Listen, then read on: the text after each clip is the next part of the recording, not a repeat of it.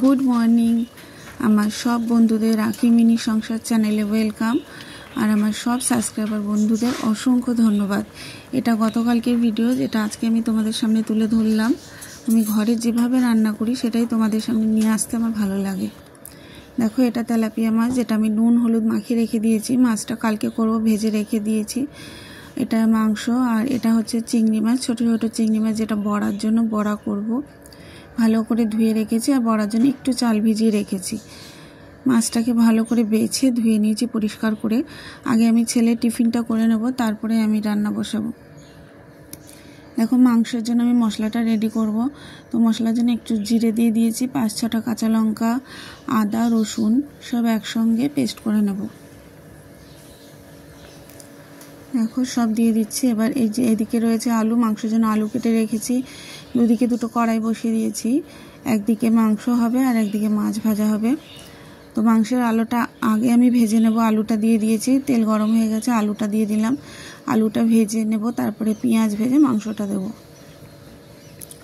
আর এদিকে মাছের তেল গরম হয়ে গেছে, মাছটা দিয়ে দিলাম এক এক করে। মাছগুলো ভালো ছিল, জ্যান্ত মাছ। ভেজে রেখে দেবো, এটা কালকে হয়ে যাবে, আজকে আর করব না। আলুটাকে ভেজে নিচ্ছি। এবার দেখো, আলুর মধ্যে সামান্য একটু আমি চিনি দিয়ে দেবো, এতে রঙটা ভালো হয়।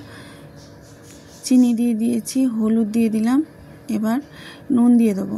সব একবারে মিশিয়ে আমি ভেজে নেব, লাল লাল করে আলুটা ভেজে নেব। মাছটা একদিক হয়ে গেছে, আর এক পিঠে উল্টে দিলাম, মাছটা। এবার দেখো, মাংসের মধ্যে এক এক করে মশলাগুলো মাখিয়ে নেব। প্রথমে একটু লেবুর রস দিয়ে দিচ্ছি, হাফ লেবু ছিল যেটা আমি এর মধ্যে দিয়ে দিলাম রসটা। লেবুর রস মাখিয়ে দিলাম প্রথমে। তারপরে দেবো গোলমরিচের গুঁড়ো, একটু গোলমরিচের গুঁড়ো দিলাম। এটা কাশ্মীরি লঙ্কার গুঁড়ো দিচ্ছি, এতে ঝাল হবে না, একটু কালারটা আসবে। একটু হলুদ দিয়ে দিলাম, আর যে মশলাটা আমি করে রেখেছিলাম সেটা দিয়ে দিলাম।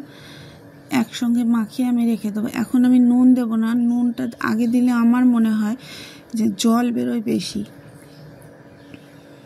কষানোর সময় আমি নুনটা দেবো। আলুটা দেখো প্রায় হয়ে গেছে, আর একটু হোক আলুটা, তারপরে তুলে নেব। মাংসটা মাখিয়ে রেখে দিয়েছি। দেখো, আলু ভাজা হয়ে গেছে আর মাছও কিছুটা ভাজা হয়ে গেছে, আবার দিয়ে দিয়েছি। এবার যে তেলটা ছিল ওই তেলের মধ্যে আমি একটু জিরে ফোড়ন দিয়ে দিলাম, আর ছোটো একটা তেজপাতা ছিল ওটা দিয়ে দিলাম। লঙ্কা ফোড়ন দেবো না, পরে দেবো লঙ্কা। পেঁয়াজ দিয়ে দিলাম, পেঁয়াজটা লাল লাল করে ভাজা হলে তারপরে যে মশলাটুকু ছিল সেটুকু দিয়ে দেবো। 5-6টা লঙ্কা আগে দেয়া ছিল, পরে একটা লঙ্কা দিলাম, আর নামানোর সময় আর দেবো। পেঁয়াজ ভাজা হয়ে গেছে, তারপর দেখো মশলাটা দিয়ে দিলাম। পেঁয়াজের সঙ্গে মশলাটা ভালো করে ভাজা হবে। দেখো, মশলাটা ভালো করে ভাজা হচ্ছে, কিছুক্ষণ ভেজে তারপরে হলুদ দিয়ে দিলাম।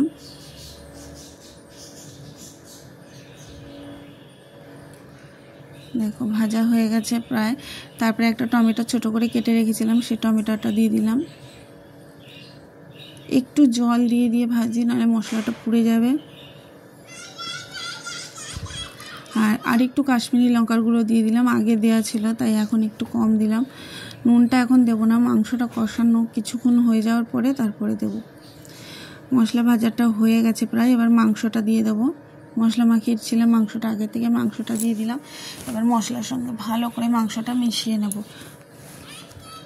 একটু সময় ধরে এটা কষাতে হবে, মাংসটা যত কষানো হবে তত খেতে ভালো হয়। মাংসটা কষিয়ে নিচ্ছি। এর কষাতে কষাতে মাংসর কালারটাই চেঞ্জ হয়ে যাবে।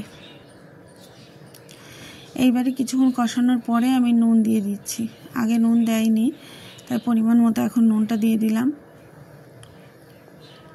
আবার একটু কষাচ্ছি, কষানোর পরে তারপরে আমি আলুটা দেবো। দেখো, কষানো হয়ে গেছে, এবার আলুটা দিয়ে দিলাম। আলুটা দেওয়ার পরেও সামান্য কিছুক্ষণ কষিয়ে তারপরে জল দিয়ে দেবো। দেখো, কষানো হয়ে গেছে আমার। এবারে আমি এটাতে জল দেব। কষানো হয়ে গেছে, মাংস যত কষানো হবে তত খেতে ভালো হয়। কষানো হয়ে গেছে, আমি জল দিয়ে দিলাম। বেশি জল দেব না, ঝোলটা আমার ফুটে গেছে। এবার ছোট ছোট দুটো কাঁচা লঙ্কা আমি কেটে রেখে দিয়েছিলাম সেটা দিয়ে দিলাম নামানোর আগে। তারপরে আবারও একটু ঢেকে দেব, খানিকক্ষণ বাদে আমি নামিয়ে দেব। দেখো মাংসটা প্রায় হয়ে গেছে, আমার আলুও সেদ্ধ হয়ে গেছে। এবার এটাকে আমি নামিয়ে দেব। আর চিংড়ির বড়া করেছিলাম সেটা পরে তোমাদের সামনে তুলে ধরবো। আজকে এই পর্যন্তই। সবাই সুস্থ থেকো, ভালো থেকো, আর সবাই আমার পাশে থেকে আমার চ্যানেলটাকে সাবস্ক্রাইব করে দিও, তবে আমি আমার লক্ষ্যে পৌঁছাতে পারবো। অনেক অনেক ধন্যবাদ।